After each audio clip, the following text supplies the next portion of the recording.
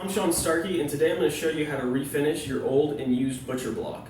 As we all know, some of these blocks can get pretty greasy and grimy, and from time to time they're going to need it. And it's really not that hard of a project. Let's go ahead and take a look at some of the materials that I'll be using today for this project. For this project, it requires a 3-step sanding process. First, we're going to start off with a lower grit, so it's really coarse, 100 grit sandpaper. Next, for the next coat of sanding, we're going to be using 150. And for the final smooth coat finish, before we move on to our oils and sealers and conditioners, we're going to be using 220 grit sandpaper. Here's a sander that we're going to be using today. We're not using an orbital disc sander, or else we'll screw up the grain of all the wood. Let's move along to the oil and the conditioner. First off, after we're done with our sanding process, we're going to want to use this cutting board oil. What this does is it really just gets it set and preps us for our butcher block conditioner. This is going to basically be the primer for the butcher block. 2 or 3 coats, maybe 4, depending on how rough your butcher block is.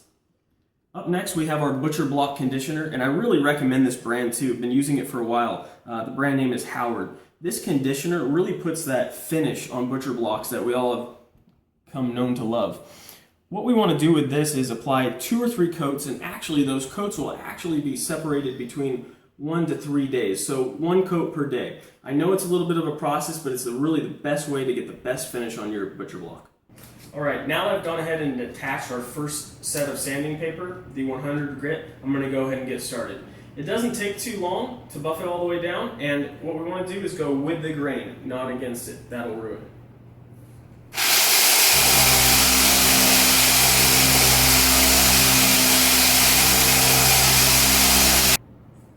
Alright, after you've got it sanded down with your first sanding coat, you want to go ahead and move on to your next sanding paper, 150. After you're done with your second batch of sanding, let's move on to the higher grit, the 220. That'll give it a nice, really smooth finish, and again we want to go with the grain. After that, we'll move on to prepping with the oil and the conditioner. Once you're done sanding, it's time to generously apply your cutting board oil. This is basically the primer before we go ahead and use our conditioner. Go ahead and generously apply it. Don't worry about how much you get on there because we're going to go ahead and spread it around. Again, we want to go with straight motions with the grain. Now that I've gone ahead and applied 3 or 4 coats of my cutting board oil, I'm going to go ahead and wipe down the excess. And I've waited about 20 minutes to do so. Now it's time for our last step in the process of refinishing our butcher block. We're going to go ahead and apply our butcher block conditioner, and what this does is it prevents any drying or cracking for future uses. Go ahead and apply generously all over and then rub in just like you did your oil. And you're going to want to do 1 or 2 coats. Okay. 1. Alright guys, that's it for me today.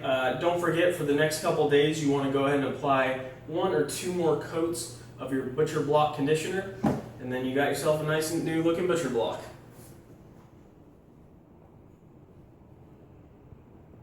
Thanks guys.